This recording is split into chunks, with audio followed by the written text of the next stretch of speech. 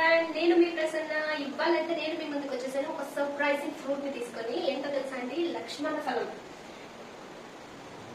అందరికి రామఫలం ఇంకా సీతాఫలం గురించి అయితే తెలుసు. లక్ష్మణ ఫలం గురించి చాలా తక్కువ మందికే తెలుసండి. కానీ రామఫలం ఇంకా సీతాఫలంతో పోల్చుకుంటే లక్ష్మణ ఫలంలో చాలా ఔషధ విలువలు అయితే ఉన్నాయండి. ఈ లక్ష్మణ ఫలంలో అయితే calcium, potassium, iron, thiamine, fibre ఇంకా చాలా చాలా ఔషధ విలువలు అయితే ఉన్నాయి. చాలా వైటమిన్స్ కూడా ఉన్నాయండి. లక్ష్మణ ఫలం అనేది మనలో ఉండే బ్యాడ్ కొలెస్ట్రాల్ ని తగ్గించి ఇంకా మన బాడీకి గుడ్ కొలెస్ట్రాల్ ఇచ్చి మన బాడీని చాలా అంటే చాలా ఇదిగా మారుస్తుంది.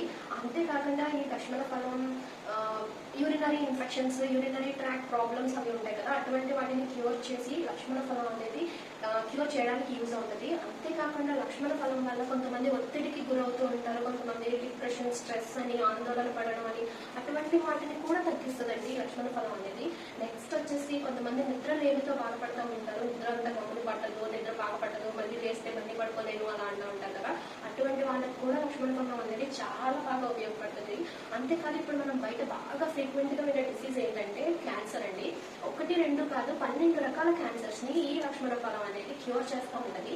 లక్ష్మణ ఫలమే కాకుండా ఈ చెట్టు ఆకులు ఇంకా బెరడు కూడా ఈ క్యాన్సర్ అనే వాటిని, క్యాన్సర్ డిసీజ్ ని రాకుండా మన బాడీని, క్యాన్సర్ కణాలు పెరగకుండా మన బాడీకి ఇమ్యూనిటీ అయితే ఇస్తుందటండి. ఇంకా అలాగే చాలా చాలా ఔషధ విలువలు అయితే ఉన్నాయి.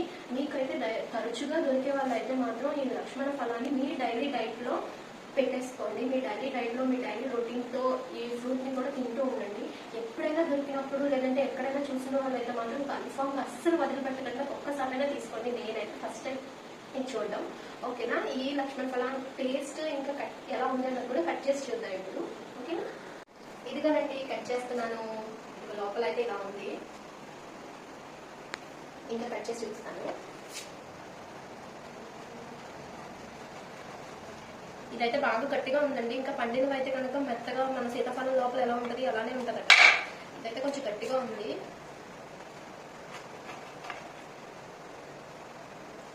పిక్కలు కూడా ఉన్నాయి, కానీ పిక్కలు తక్కువ ఉన్నాయి, గుంజు ఎక్కువ ఉంది.